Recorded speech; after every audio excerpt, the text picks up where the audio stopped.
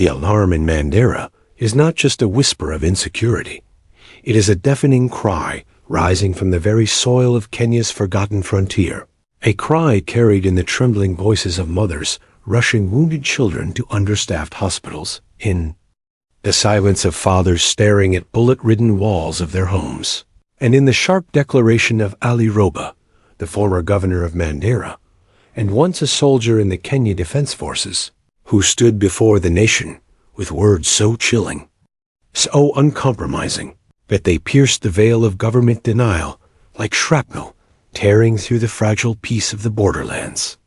He warned that Jubaland forces, militias hardened by Somalia's endless frontier wars, had crossed into Kenya's sovereign territory, not as rumor, not as phantom shadows, but as armed men carrying rocket-propelled grenades, live ammunition, and explosives, embedding themselves in villages where children should have been learning and farmers should have been tilling their soil. And his message was brutal in its clarity. If Nairobi would not protect Mandera, then the people of Mandera would arm themselves and fight. A statement that carried the weight of both his military past and his political legacy, shaking the foundations of Kenya's fragile social contract. For what does it mean when citizens declare that they will take up arms against invaders, while their own government insists there is no cause for alarm? When the voices from Nairobi dismiss the testimonies of wounded civilians as mere exaggerations, while the sound of gunfire and the smoke from RPG blasts tell a truth too raw to ignore, a truth etched into the scars of children who dove under desks as explosions ripped through their classrooms, shattering blackboards and scattering arithmetic, books into clouds of dust and blood. In those moments, innocence itself became a casualty, and parents who had trusted the state to provide safety realized they had been abandoned to the chaos of a conflict that official press statements refused to acknowledge.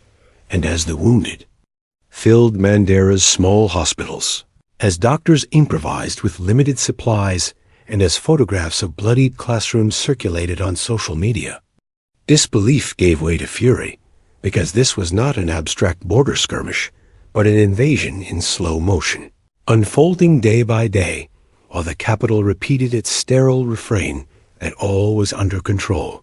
And yet control was precisely what the people of Mandera no longer felt. They felt fear when dusk fell and gunfire echoed across the fields.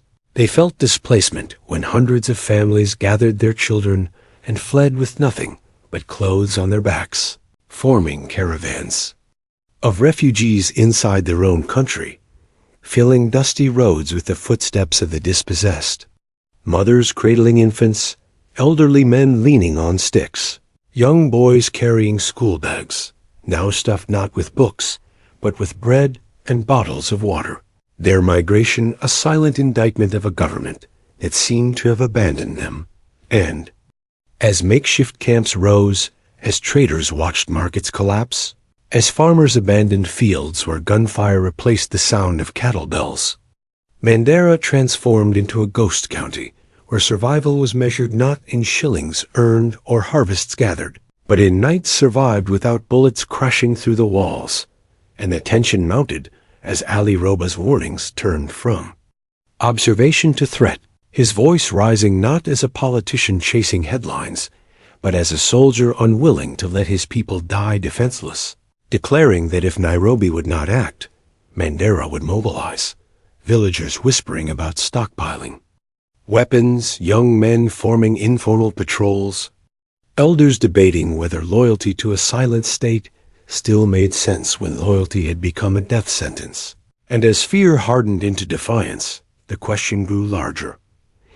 What happens when a government denies the pain of its own people? When the state's silence becomes as dangerous as the bullets themselves.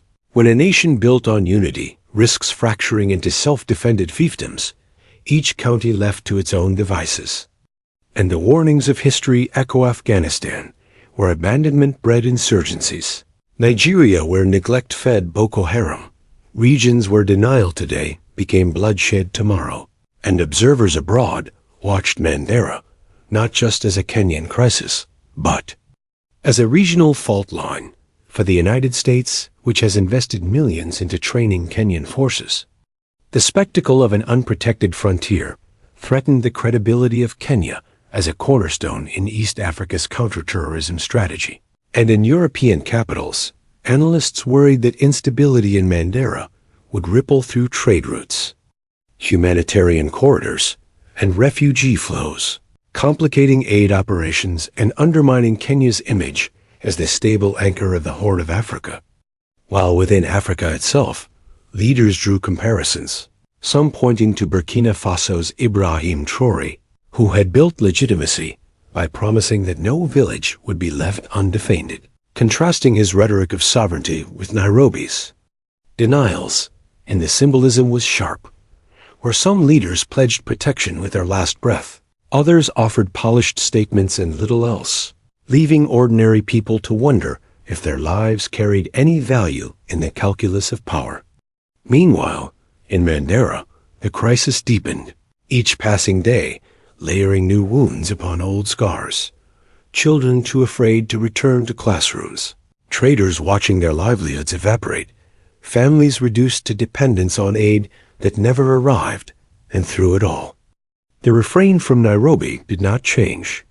There was no cause for alarm, but the people knew better, for they were living in the alarm itself. And in this widening gulf between official denial and lived reality, trust began to disintegrate. Trust in leaders who spoke of unity from afar, but would not walk the dusty, blood-stained streets of Mandera town. Trust in a state that demanded taxes, but would not provide security. And that loss of trust was more dangerous than any RPG, because, once broken, it cannot be easily rebuilt. And so the Mandera crisis was not merely a story of border clashes. It was a test of legitimacy, a reckoning with the question every citizen asks when bullets fly. Will my country protect me, or must I protect myself? And in that question lies the fate of Kenya's unity, its reputation abroad, and the very idea of what it means to be Kenyan. If Nairobi continues to deny, Mandera may yet decide its own defense. And if Mandera arms, the precedent may spread, igniting a chain reaction of fragmentation across counties that feel neglected, until the promise of one nation dissolves into fractured enclaves of survival. And the shame will not only be Nairobi's, but the world's. For the world has watched this story before, watched as silence turned to insurgency, as denial turned to civil war, as abandonment turned to catastrophe. And so the cry of Mandera is not only for Kenya, but for all who believe that sovereignty must mean protection. That leadership must mean listening, that the blood of children in classrooms is not collateral damage, but a national emergency. And as this story unfolds, the question remains, will Kenya act before it is too late, or will history write Mandera as the wound that the nation chose to ignore, the wound that spread until the body itself began to break?